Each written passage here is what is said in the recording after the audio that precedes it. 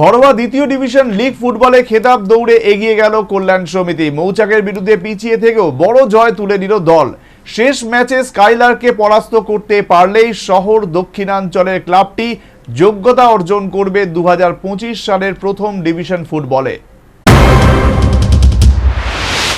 রাজ্য ফুটবল সংস্থা পরিচালিত ঘরোয়া দ্বিতীয় ডিভিশন লিগ ফুটবলে রোমাঞ্চকর জয় তুলে নিল কল্যাণ সমিতি। প্রথম 45 মিনিটে 2-1 গোলের ব্যবধানে পিছিয়ে ছিল দল, তবে শেষ 45 মিনিটে প্রতিপক্ষ মৌচাককে ছেলে খেলা করে 5-2 গোলের বড় ব্যবধানে জয় কবজা করে নেয় কল্যাণ সমিতি, যার কারণে 6 ম্যাচ শেষে বিজয়ী দল সংগ্রহ করে 15 পয়েন্ট। 11 অগস্ট স্কাইলার্কের বিরুদ্ধে জয় তুলে নিতে পারলেই চ্যাম্পিয়নের শিরোপা দখল করবে কল্যাণ সমিতি। যদিও আজ মৌচাকের বিরুদ্ধে শুরুতেই হাল ছেড়ে দেয় বিজয়ী দল। মানুষ দেববর্মা এবং রবিন পুইয়ার গোলে পিছিয়ে পড়েন কল্যাণ সমিতি, তবে অবর্ণহরি জমাতিয়া প্রথমার্ধের ব্যবধান 2-1 করে নেয়। শেষ 45 মিনিটে মৌচাককে পুরোপুরি জালে আটকে দিতে সম্পন্ন হয় হালাম দুটি এবং অবর্ণহরি জমাতিয়া ও জন জমাতিয়া একটি করে গোল করে।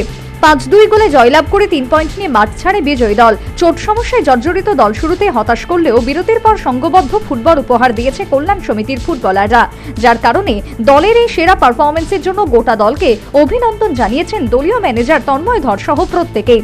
এদিকে ক্লাব কর্মকর্তারা আশাবাদী শেষ ম্যাচে স্কাইলারকে পরাস্ত করে খেতাব দখল করবে কল্যাণ সমিতি দল। তো আশা তো চ্যাম্পিয়ন হওয়ার মানে অনেক ভালো সুযোগ আছে। আমরা শেষ ম্যাচ স্কাইলার্কের সাথে ম্যাচ রবিবারে ম্যাচ জিতলে আমরা চ্যাম্পিয়ন। এখন পর্যন্ত তো টিম যেই খেলা আজকে খেলছে মানে অনেক ভালো।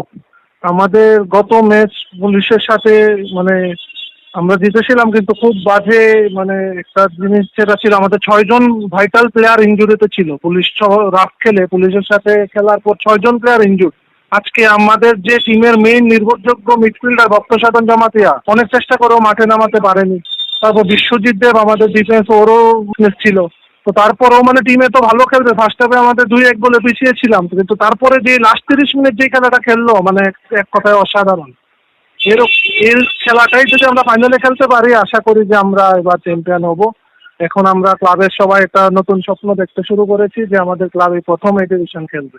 কোনো পরিবর্তন নাই, সেম টিম খেলবে, সেম টিম, কোনো পরিবর্তন হবে না। আমরা চাই যে শুধু আমরা যেই খেলাটা মানে আজকে খেলেছি দ্বিতীয় অর্ধে, এই খেলাটা যদি আমরা খেলতে পারি তাহলে আর মানে কোনো কিছু মানে আমাদের কেউ আটকাতে পারবে না, এটা আমরা একদম শিওর।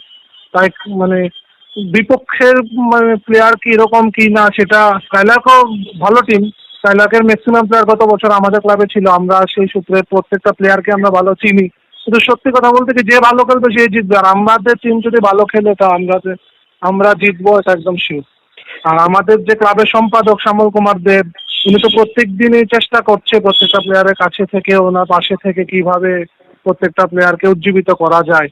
মানে সত্যি কথা, ক্লাব এবার প্রত্যেকটা প্লেয়ারের জন্য ভালো করছে, তাই আমরা প্লেয়ারগুলো আমাদেরকে সেই ফল দিচ্ছে। এখন আমাদের পয়েন্ট 15, স্কাইলার্কের পয়েন্ট 13। স্কাইলার্ক আমাদের থেকে একটা ম্যাচ কম খেলেছে। আগামীকাল পরশু স্কাইলার্কের সাথে বীরেন্দ্রর ম্যাচ আছে। যদি ওই ম্যাচে স্কাইলার্ক জয়লাভ করে তাহলে আমাদের শেষ ম্যাচে গিয়ে এরকম দাঁড়াবে যে আমাদের স্কাইলার্কের সাথে জিততে হবে, আর স্কাইলার্ক ড্র করলে চ্যাম্পিয়ন, যদি স্কাইলার্ক বীরেন্দ্রকে হারায়। আর যদি স্কাইলার্ক বীরেন্দ্রের সাথে আটকে যায় তাহলে আমাদের ফাইনাল ম্যাচে ড্র করলে চলবে। এই জায়গাটা সবকিছু দাঁড়িয়ে আছে। হ্যাঁ, এই দুইটা টিম থেকে একটা টিম খেলবে, এটা পাকা হয়ে গেছে। ঠিক আছে, ধন্যবাদ। মোট 7টি দলকে নিয়ে অনুষ্ঠিত হচ্ছে আসর, তবে শেষ পর্যন্ত কোন দুটি দল আগামী বছর প্রথম ডিভিশনে খেলার ছাড়পত্র সংগ্রহ করে সেটাই এখন দেখার।